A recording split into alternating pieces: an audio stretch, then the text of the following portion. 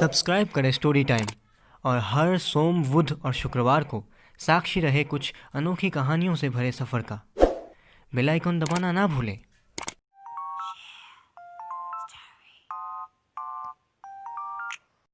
इस कहानी के सभी स्थान, काल, पात्र काल्पनिक है। कृपया कर इसे गंभीरता से ना लें। ये कहानी सिर्फ मनोरंजन के लिए बनाई गई है।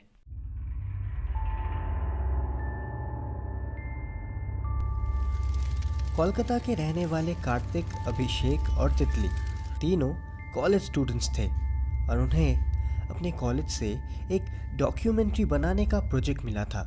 तो उन्होंने एक हॉन्टेड प्लेस के ऊपर डॉक्यूमेंट्री बनाने का सोचा, पर उन्हें ये कहाँ पता था कि ये डॉक्यूमेंट्री उनकी पहली और आखिरी डॉक्यूमेंट्री बनने जा रहा था। वो जहाँ डॉक्यूमेंट्री बनाने के लिए पहुँचे, वो जगह अभी एक खंडर बन चुका था। पर कहते हैं ये खंडर किसी समय में एक आलीशान हवेली हुआ करती थी। उस हवेली का मालिक एक जादूगर था जो अपने काले जादू को और भी शक्तिशाली बनाने के लिए अपने काम करने वाले नौकरों का सर काट के उनकी बलि देता था। वहाँ काम करने वाला हर नौकर करीब 1 साल के अंदर ही गायब हो जाता था। एक अमावस्या की रात वो जादूगर अपनी काली शक्ति बढ़ाने के लिए एक पूजा कर रहा था, लेकिन पूजा की आग अचानक उस कमरे में लग गई और देखते ही देखते वो आग पूरे हवेली में फैल गई। तभी से वो हवेली पूरी तरह से खंडर बन चुका है। वो तीनों उसी हवेली में जाके रात भर वहीं रह के डॉक्यूमेंट्री कंप्लीट करने का सोच रहे थे। वो जब वहाँ कार से पहुँचे तब बाहर ज़ोर की हवा चल रही थी। वो तीनों हवेली के अंदर गए। उस हवेली का रंग काला पड़ चुका था और वो जगह जगह से टूटी हुई थी। कार्तिक ने अपना कैमरा ऑन किया और तितली एंड अभिषेक दोनों ने अपना टॉर्च जलाया और तीनों अंदर चले गए। अंदर जाते ही तितली को ऐसा लगा कि जैसे उसके सर से कुछ टकराया हो। कार्तिक ने चारों तरफ देखा तो उससे कुछ नहीं दिखाई दिया। वो तीनों हवेली के थोड़ा और अंदर जाते ही इस बार कार्तिक के हाथों से कुछ टकराया और उसका कैमरा नीचे गिर गया। सभी ने अपने आसपास देखा। उनको हवेली के छत पर कुछ चमगादड़ लटके हुए दिखे। उस हवेली के कोने में मकड़ियों के जाले भी थे। हवेली की दीवारों पर कुछ फोटोज भी लटकी हुई थी, जिसमें से एक फोटो उस जादूगर का भी था।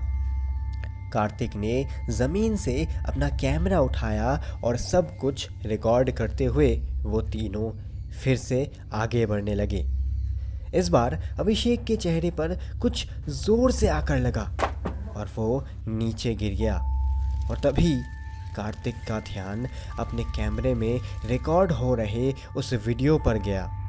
कार्तिक अपने फ़ोन में उस रिकॉर्डेड वीडियो को देखने लगा, पर जो उसने देखा उसे देखकर उसके होश उड़ गए और उसने उन दोनों को भी ये वीडियो दिखाया।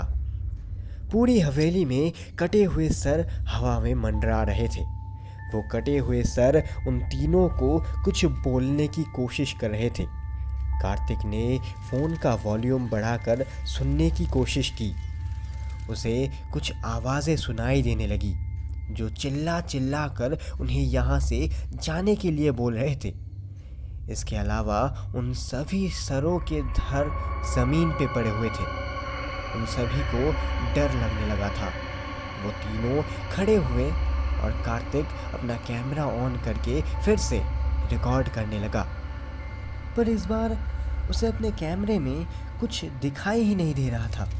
उसने रिकॉर्डिंग ऑफ की और वीडियो को देखने लगा। रिकॉर्डेड वीडियो में उन्हें फिर से कटे हुए सर दिखाई देने लगे जो बार बार उन्हें यहाँ से जाने के लिए बोल रहे थे। कार्तिक ने तभी अपने फ़ोन में उस जादूगर को देखा जो वहाँ रहा करता था। उसका चेहरा काला पड़ चुका था, बिल्कुल हवेली के रंग की तरह। वो लगातार उन्हें घूरे जा रहा था और उन्हें देखकर मुस्कुरा रहा था। उन तीनों ने अपना अपना सामान उठाया और तुरंत भागने लगे, पर अचानक उन्हें ऐसा लगा कि जैसे वो आगे ही नहीं बढ़ पा रहे थे।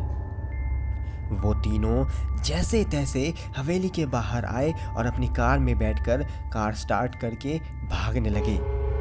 कुछ दूर बाद अभिषेक ने देखा कि उनकी पिछली वाली सीट पे तितली के साथ वही जादूगर बैठा था, जो उन तीनों को अब भी घूरे जा रहा था। उन तीनों की जादूगर के ऊपर से नज़र ही नहीं हट रही थी।